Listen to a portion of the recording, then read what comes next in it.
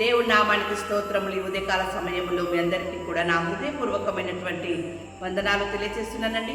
ఈ దినము దేవుడు మీతో మాట్లాడుతున్నటువంటి మాట, ఇక దావీదు సౌలునకు భయపడి ఆ దినములనే ఆయన పారిపోతూ ఉంటాడు. పారిపోయిన తర్వాత వేరే ఒక ప్రాంతంలో ఉన్నప్పుడు అక్కడ ఉన్నటువంటి ప్రజలు అతన్ని చూసి గుర్తుపడతారు. అతని ఆకీషు అనేటటువంటి రాజు వద్దకు తీసుకెళ్తారు. అయితే ఈ సంఘటన దావీదుకు వినపడ్డప్పుడు దావీదు భయముతో ఆయన ఏం చేస్తాడంటే నటించడం ప్రారంభిస్తాడు.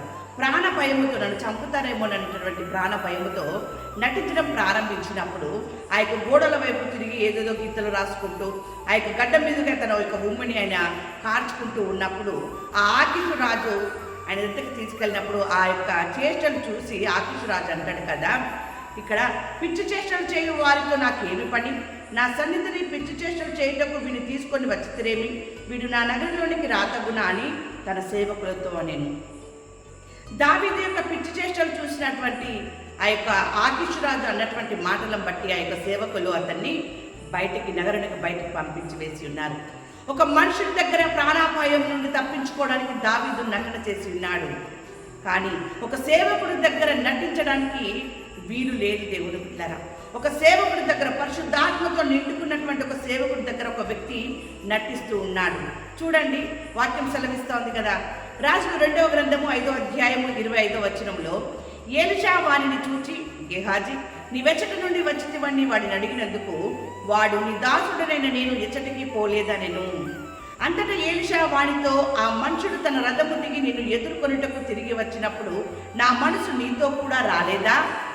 ఏమండి, ఒక సామాన్యమైనటువంటి మనుషుడి దగ్గర నువ్వు ఎలాంటి నటన చేసేనా నువ్వు తప్పించుకోవచ్చు, కానీ దేవుని అభిషేకము చేత దేవుని యొక్క ఆత్మ చేత నింపబడినటువంటి ఆ యొక్క సేవకుడి దగ్గర మాత్రం నీ నటన తప్పించుకోలేవు. దేవుని బిడ్డలారా, దేవుని ఆత్మ ఉన్న చోట నువ్వెంత నటించినా కూడా ఆ నటన దేవుడు నీ ముందు పెడతా ఉంటాడు. గెహాజీ చేసినటువంటి నటన ద్వారా ఆయన తప్పించుకోలేకపోయాడు. తాను తన కుటుంబము భయంకరమైనటువంటి స్థితిని అనుభవించింది.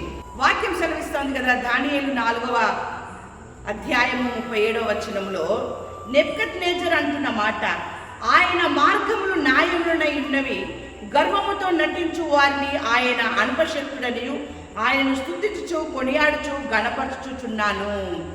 గర్వంతో కూడినటువంటి మాట గెహాజీ చేసి ఉన్నాడు. అక్కడ నేను ఎచ్చటికి పోలేదు, కానీ దేవుని ఆత్మ పరిశుద్ధాత్మ మాత్రము దేవుని బిడ్డలారా ఎక్కడి నుండి వెళ్ళావో ఎక్కడి నుండి వచ్చావో ప్రతిది కూడా అక్కడ తెలియజేస్తుంది. నువ్వెంత నటించాలని చూసినా, పరిశుద్ధాత్మ దగ్గర నువ్వెంత నటించాలని చూసినా, సేవకుడి దగ్గర ఎంత నటించాలని చూసినా దేవుడు మాత్రము నిన్ను తప్పించడు.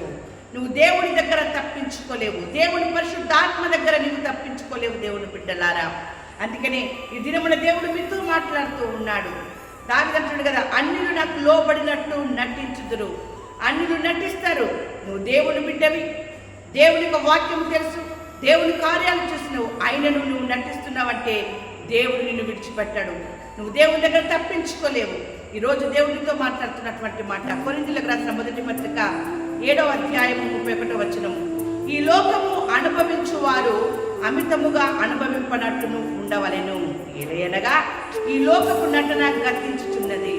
ఈ లోకములో నటించేటటువంటి నటన గతించుచున్నది గనక ఆ నటన జీవితము నీలో ఉన్నట్లయితే నువ్వు తీసివేసుకొని దేవునికి లోబడి దేవుని యందు భయము భక్తి కలిగి ఉన్నట్లయితే ఆయన నిన్ను నీ కుటుంబాన్ని ఆశీర్వదించునుగాక. ఆమేన్.